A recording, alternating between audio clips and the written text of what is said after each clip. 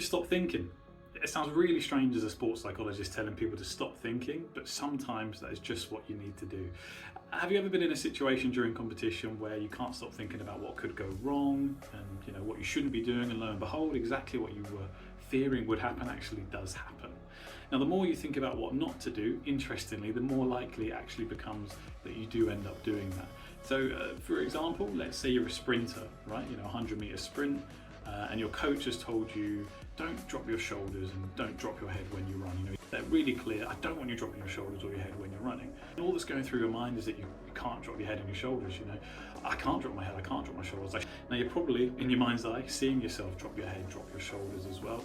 And if you're seeing this, it becomes more and more likely that what's going to happen when you do run is you're going to drop your head, going to drop your shoulders. So let's flip it on its head, no pun intended. We want to use useful and positive phrases and images in the mind, so let's switch don't drop your head instead to keep your head up. It's the exact same desired outcome, but with a far more useful, far more positive phrase, and that means even if you're thinking too much about this phrase, about keeping your head up, it's actually the good thing that you want to happen, so it might actually happen.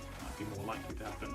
So next time you're training, think about all the things you tell yourself you don't want to happen in the moment, or things you must avoid, and actually try and work out what the positive opposite would be. Again, so in this example, instead of thinking, oh, don't drop your head, don't drop your shoulders, let's think about keep your head up, keep those shoulders back.